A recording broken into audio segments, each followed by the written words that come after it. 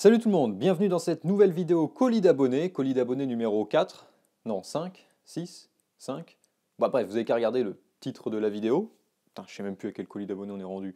Enfin bref, donc vidéo colis d'abonnés, aujourd'hui on a deux colis à ouvrir.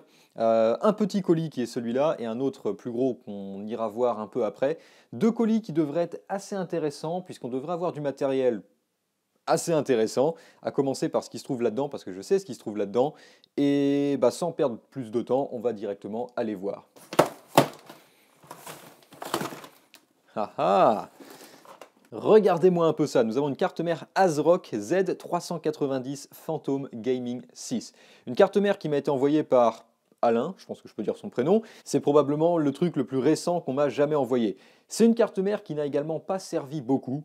Apparemment, elle a été utilisée pendant environ 3 mois, puisque c'est une carte mère qui a soi-disant été endommagée à cause d'un problème de water cooling. Et c'est pour ça que cette carte mère m'intéresse, parce que jusqu'à présent, on n'a jamais eu affaire à des dégâts liés à du water cooling.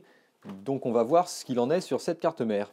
Je regardais juste rapidement la boîte, puisqu'il m'a envoyé la boîte avec la carte mère, et c'est une carte mère qui est presque meilleure que la carte mère que j'ai dans mon PC actuellement, puisque j'ai une Z370 Gaming Pro Carbon de chez MSI. Donc c'est deux cartes mères qui sont compatibles, un chipset Z370 et Z390, les processeurs normalement sont compatibles avec les deux. Et sur cette carte mère, on a du réseau en 2,5 gigabits Ethernet, on a donc nos ports M2, on a compatibilité Optane, enfin bon, on a RGB bien évidemment, USB Type C, USB 3.1 Gen 2 10 gigabits, enfin bref, on a une plutôt bonne carte mère en fait.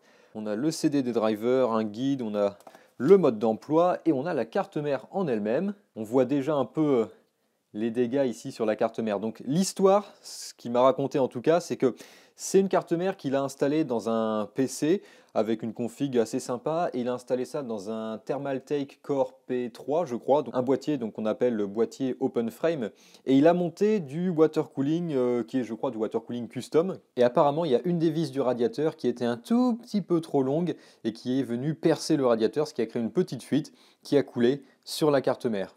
Il a amené le PC chez LDLC. Chez LDLC, le diagnostic, évidemment, ça a été carte mère HS. Et donc, comme la 10e génération de processeurs Intel était sortie, il a décidé de remplacer le processeur et la carte mère par du matos de 10e génération. Donc voilà pourquoi est-ce qu'il m'envoie cette Z390 Phantom Gaming 6 ASRock. Une carte mère très sympa, j'aime bien parce qu'elle a les boutons Power Reset dessus et on a également l'afficheur pour les codes erreurs. Donc ça, c'est toujours pratique quand on dépanne une carte mère. Donc je pense qu'on ne va pas aller plus loin aujourd'hui puisque je ferai sans doute une vidéo dédiée où on essaiera de la réparer. Ça nous amène à notre deuxième colis. Celui-là, il est XXL. Finalement, je l'ai peut-être ouvert à l'envers. Donc déjà, nous avons un ventilateur de chez Delta, un 80 mm avec un drôle de guide de montée dessus. Ouh, connexion propriétaire, ça devait être dans un PC Dell ou un truc comme ça. Juste ici, on a... Donc ça, c'est un ancien iBook de chez Apple, à l'époque où ils étaient encore sur du PowerPC. Il y a encore de la batterie, visiblement. Alors c'est clair que celui-là, il a vécu. Enfin, l'extérieur a vécu parce que l'intérieur est très propre. Oh! Il fonctionne encore. Alors je ne sais pas pourquoi l'écran est très peu lumineux. Et la luminosité ne fonctionne pas, en tout cas pas pour le moment. On va le laisser démarrer sur le côté. Oh, on a même Mac OS X. John, c'est là où il m'a dit que le mot de passe était AZERTY. Ben, visiblement, c'est un iBook qui fonctionne parfaitement. Alors on a 0% de batterie, mais il fonctionne. Alors la luminosité n'est pas terrible, enfin il faut dire qu'avec les lampes juste derrière, c'est normal qu'on ne voie pas grand-chose sur l'écran. Et techniquement, ça fait de cet iBook mon premier Mac portable.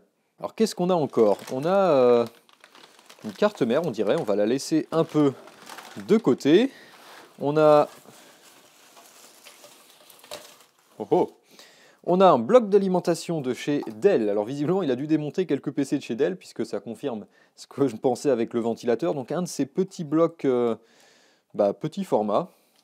80 plus gold quand même.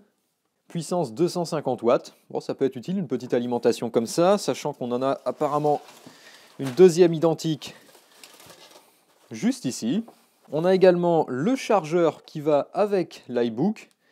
Chargeur qui est en plutôt bon état. Tout ce qui est chargeur et câble, ça vieillit généralement pas très bien. C'est le genre de truc qui casse rapidement. Qu'est-ce qu'on a encore? Alors on a Un ventilateur de chez... Ah, bah, c'est le même que l'autre, sauf que celui-là, il nous vient de chez AVC. Enfin, la marque AVC. On en a un deuxième. Et on en a un troisième. Au moins, je vais avoir plein de ventilos de 80 mm. On a également un dissipateur AMD pour AMD Ryzen. Donc ça, c'est leur petit ventirad récent avec la backplate, bien sûr. On a également des vis. Alors, je vais pouvoir retirer le carton de là. Ça va être plus pratique pour jeter un œil au dernier truc qui nous reste. Donc on a ça. Ça, bon ça clairement il y a de la RAM là-dedans. On a une carte... En fait non, c'est un SSD mSATA. Donc le mSATA, c'est ce qu'on trouve dans les PC portables. C'est un format de SSD en fait. Alors c'est pas du M2, hein, c'est pas la même connectique. Mais donc ça va dans certains PC portables. Donc mSATA Samsung en... Ça fait combien ça? 2015, donc il n'est pas si vieux. 256 Go, ouais, quand même. On a deux SSD qui, eux, par contre, sont des SSD au format M2, M.2. Donc on en a un ici qui nous vient de chez SK Hynix. SSD, donc SATA 256 Go M2. Et celui-là, vous pouvez voir que la clé au niveau du connecteur est différente, puisque c'est un SSD donc NVMe, SSD Samsung, donc PCI Express, NVMe 512 Go. SSD qui a même pas 2 ans. Ok, waouh. Donc je ne sais pas si ces SSD fonctionnent ou s'ils sont défectueux, mais en tout cas, on a du matos assez sérieux. Qu'est-ce qu'on a également? On a de la RAM pour PC portable, donc 8 Go PC4. Donc c'est deux barrettes de DDR4 pour PC portable, 16 Go en tout, de la 2400. Et on a toutes nos barrettes bleues ici, qui sont des barrettes de DDR3. DDR3, 4 Go chacune. Oh, des barrettes de 4, ça c'est bien, parce que j'ai beaucoup de barrettes de 2 Go en DDR3, mais j'ai pas beaucoup de barrettes de 4 Go. Donc ça nous fait un total, là aussi, de 16 Go en DDR3. Merci beaucoup, parce que ça peut être utile. Ensuite, on peut ouvrir le paquet surprise. Wow. Ok, on a encore une belle collection de processeurs. Qu'est-ce qu'on a là-dedans? On a un Core i7 3770, un Core i7 2600, un Core i5 2400, un Core i5 3470, Core i5 3470 encore, un Core i5 3470. Je sens qu'on va utiliser du 3470 pour de prochaines expériences. Un Core i5 3470 et on a un Core i5 3470. Alors merci beaucoup parce que ça va clairement être utile pour de prochaines expériences. Avoir 5 fois le même processeur, c'est clair que ça peut servir. En plus, c'est bien parce que donc Core i5 3470, pareil pour le Core i7 3770 qu'on a là, et même d'ailleurs pour tous ces processeurs, c'est des processeurs qui sont compatibles avec la carte mère ASRock en Z77 qu'on a réparé il y a quelques temps. Et comme c'est ma plateforme d'expérience micro ATX pour le moment, c'est clair que ça va servir. Et enfin, on a le meilleur pour la fin. En fait, j'en sais rien, mais on a la fin, à savoir une carte mère avec un processeur. Et on a une MSI A320M Bazooka, donc une carte mère récente en chipset A320 avec un AMD Ryzen 3200, donc un petit AMD Ryzen. Donc finalement, c'est peut-être le truc le plus récent qu'on m'a jamais envoyé. Qu'est-ce qui est sorti le premier? Le chipset A320 ou le chipset Z390? Donc petite carte mère AMD, je ne sais pas si elle fonctionne, enfin je pense qu'elle fonctionne. Ça c'est le genre de plateforme qui serait parfaite pour faire un serveur NAS, puisqu'on a DDR4, on a du SATA, petit AMD Ryzen en quad-core. Et puis évidemment je vais tester cette carte mère, mais je pense qu'elle fonctionne. Et ce qu'on peut faire également, c'est qu'on peut réinstaller le refroidissement. Voilà, petite plateforme AMD, et d'ailleurs c'est mon premier AMD Ryzen. Et voilà aussi pour cette vidéo colis d'abonnés. Merci beaucoup aux deux personnes qui m'ont envoyé ces deux colis, puisqu'aujourd'hui, en plus de ça, on a du matériel plutôt récent. On a quand même deux cartes mères qui ne sont pas si vieilles que ça.